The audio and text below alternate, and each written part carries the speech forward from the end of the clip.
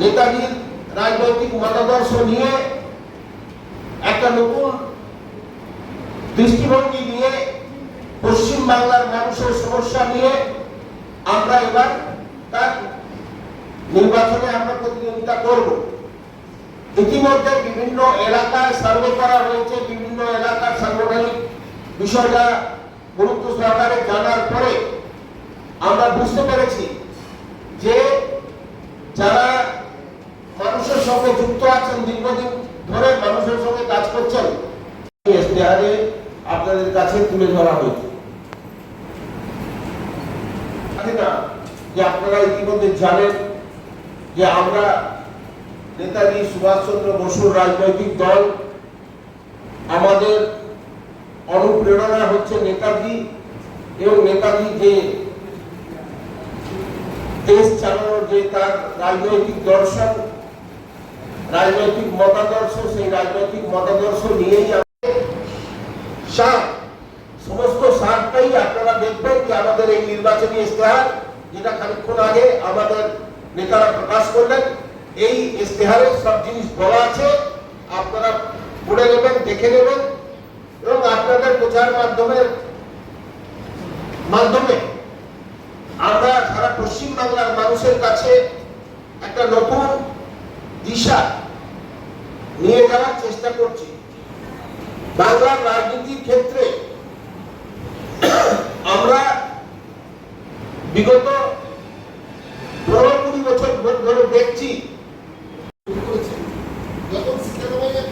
দলটা করেছিলেন এবং তার যে ভাবনা চিন্তাটা ছিল সেটা সঠিক ছিল।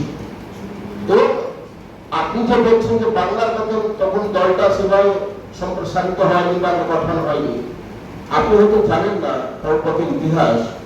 ফরওয়ার্ড যখন আবার তার যে ব্যাংকটা তুলে নেওয়ার পরে যখন ফরওয়ার্ড প্রতিযোগিতা করে, তখন দেখবেন আপনি 57 থেকে 67 অব্দি ফরওয়ার্ডের একটা গোল্ডেন পিরিয়ড গেছে।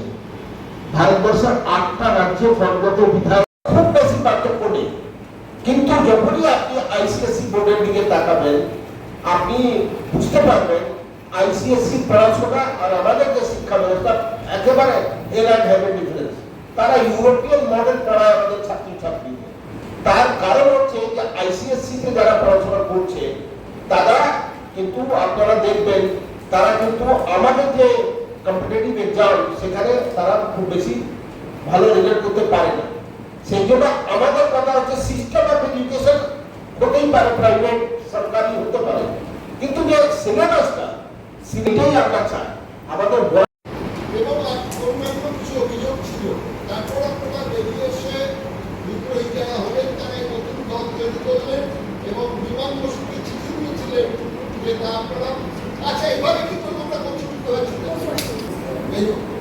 আসলে যে আপনারা বামফ্রন্টে যোগ দিতে চান, কিন্তু তারপর কি দাঁড়ালো ব্যাপারটা? এখন আপনারা আলাদা প্রার্থী দিচ্ছেন, যেহেতু 6% ভোট আপনাদের মেডিকেল প্রার্থী হিসেবে আলাদা আলাদা সিম্বল নিয়ে দাঁড়াতে হবে, তার মধ্যে যেহেতু কংগ্রেস আপনার জড়িয়ে আছে, আপনারা তো বামেদের ভোট দিতেই যতটুকু পারছেন ততটুকু তো বামেদের সঙ্গে আপোষ বা কোনো এলাইন্সের ব্যাপার খুব পরিষ্কারভাবে আমরা বলি যে আমরা বুঝেছি যে পশ্চিম বাংলার যে দৌড়িং চলছে, কারণ যে রাজ্য একটা সময় সারা ভারতবর্ষকে পথ দেখাতো কিভাবে পথে হাঁটতে হবে, কিভাবে এগোতে হবে, ভবিষ্যৎটা কি হবে, আজকে পশ্চিম বাংলা অনেক পিছিয়ে গেছে।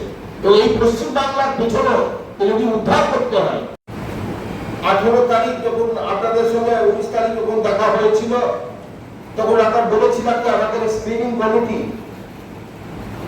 যে প্রার্থীদের নাম এসছে সেই প্রার্থীর নাম স্ক্রিনিং কমিটি আলোচনা করছে এবং আলোচনার পরে স্ক্রিনিং কমিটি সেই নামটা ফাইনাল অ্যাপ্রুভাল করবে। ইতিমধ্যে আমাদের স্ক্রিনিং কমিটির চেয়ারম্যান কেদার রায় বসে আছেন আমার ডান দিকে, তারা 10টি নামকে অ্যাপ্রুভাল দিয়েছে এবং ওই 10টি সালকে ভারতীয় রাষ্ট্রীয় ফ্রন্টকে প্রার্থী করা হয়েছে।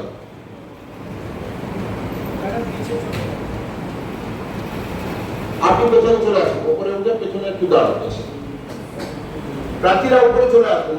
ওটা ভুল হয়েছে, টাইপিং মিস্টেক। ইউনুস আলী আছে, চলে আসুন। প্রার্থী নয়াগ্রাম থেকে হরে কৃষ্ণ মান্ডি, থেকে আমাদের প্রার্থী এসছেন মন্টু মাহাতো, প্রার্থী আওয়ালিবাবু অ্যাডভোকেট, আওয়ালিবাবু চলে আসুন। পশ্চিম মেদিনীপুর পিংলা থেকে আলোক রঞ্জন কারেন্নি, দেবরা বক্তব্য কি আছে? আমাদের তো কিছু বলে দেওয়া হয়েছে যে আমাদের নির্বাচনী কমিটি আছে, অনেক চিন্তা ভাবনা করে একটা সিদ্ধান্ত নিয়ে সেই জায়গায় দাঁড়িয়ে আমাদের পার্টির অনধার আমরা একটি জলই বলেই দিয়েছে সমস্ত বিষয়টা, নতুন করে বলার কিছু নেই ব্যাপারটা, তাই না? তাদের নামগুলো ঘোষণা হয়েছে, ওনাদের যেটা আর বাদ বাকি যে সিটগুলো আছে সেইগুলো তারা ফাইনাল করে দিলে হয়তো সোমবার বা মঙ্গলবার আমরা আবার প্রেস কনফারেন্স করে আমাদের বাদ বাকি প্রার্থী তালিকাটা প্রকাশ করব। আপনাদের যে পার্টির তালিকা এখন কোন কোন জায়গাকে নির্দিষ্ট করেছে? আমরা মুর্শিদাবাদের নওদা থেকে রমিজ রাজা বিশ্বাস, উত্তর 24 পরগনা জগতের থেকে শিবপ্রসাদ বিহারী, উত্তর 24 পরগনা বারাসাত থেকে পিয়ালি শাহ।